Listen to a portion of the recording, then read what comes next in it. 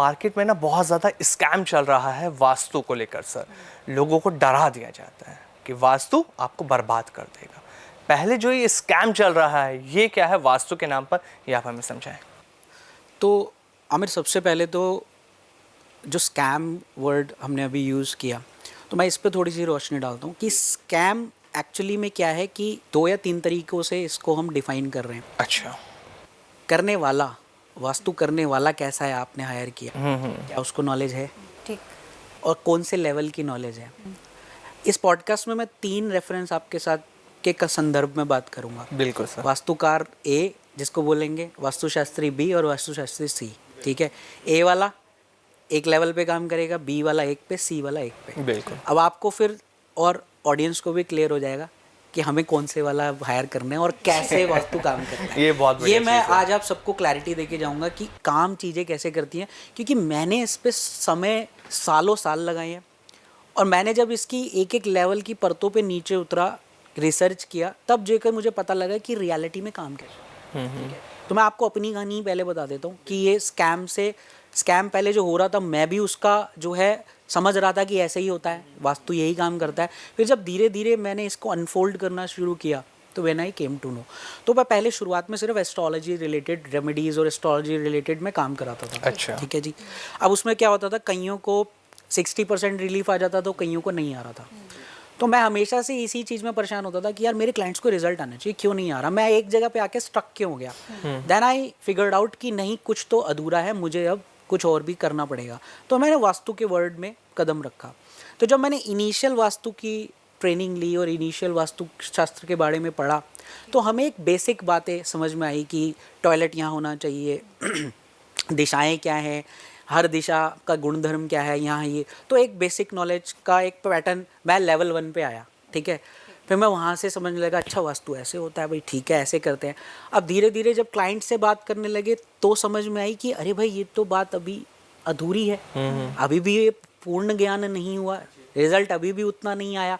10% ही आगे बढ़ पाए, 60 से 70 पहुँचे, वो 30% का गैप कहाँ आ रहा है। फिर जिज्ञासा जागी, फिर आगे बढ़े। जब आगे बढ़ा तो नेक्स्ट लेवल पे डीपर डाइव किया लेवल पे, तो पता लगा वास्तु बहुत ही पिन पॉइंट एक्यूरेसी के साथ देवताओं फील्ड के साथ वर्क करता है, तब जाके और बेहतर रिजल्ट आता है। ठीक है जी, ओके, एक्सेप्ट किया, उसको इम्प्लीमेंट किया तो 10% और मिला। फिर भी जाके तृष्णा पूरी नहीं हो रही थी क्योंकि रिजल्ट तब भी पूरा नहीं आ रहा था। फिर जाके 3rd लेवल पर बात करी कि मैं जब अपने एक क्लाइंट के पास बैठा हुआ था तो बड़ा एक अच्छा सा उन्होंने मेरा ब्रेन वॉश कर दिया उस समय। मैं नॉर्मल वास्तु अपने इन 2 लेवल्स के साथ पहुंचा। मैंने उनको बोला कि भाई साहब आपका जो है ना घर बड़ा दिक्कत वाला है, इसमें ये दिक्कत है, और एक तो सबसे बड़ी चीज़ आप ये घर छोड़ दो। कह रहे जी क्यों छोड़ दूँ मैं ये घर। मैंने कहा आपके ना जी नॉर्थ ईस्ट में टॉयलेट है यहाँ पे। अच्छा। कहते अच्छा जी और क्या है। मैंने कहा इसमें ये दिक्कत है, वो दिक्कत है, वो दिक्कत है, आप ये घर छोड़ दो। कह रहा भाई साहब वो कमरा देख, वो दरवाजा देख रहे हो यहाँ से बाहर जाने का, ये बस्ता उठाओ और निकल लो यहाँ से। अच्छा जी क्या हो गया। कहता भाई साहब ये घर तो मैं किसी के बाप के कहने पे भी नहीं छोड़ूंगा।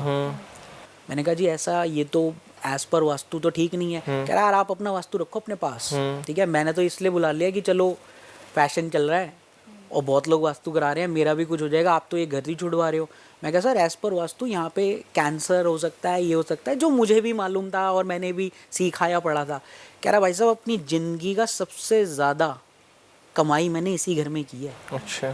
आज मेरी इतनी प्रॉपर्टीज़ और इतना है वो इसी की वजह से है। मैंने इसको बेहतर करने के लिए बुलाया, आप तो मुझे इससे बाहर निकाल रहे हो। उस दिन मुझे आमिर ये समझ में आया कि कुछ तो गड़बड़ है। बिल्कुल। जो ये बंदा यहाँ पे प्रॉस्पर हो रहा है, हाँ। और एज पर वास्तु प्रिंसिपल तो मेरी नींव जो थी, जो मुझे बताई गई थी, वो हिल रही थी। फिर मैंने जाकर जब और इस पे देखा तब मेरे को समझ में आई वहाँ से निकलने के बाद कि कुछ तो है जो अभी भी मिसिंग है, अभी भी मैं उस लेवल पे नहीं पहुँचा हूँ।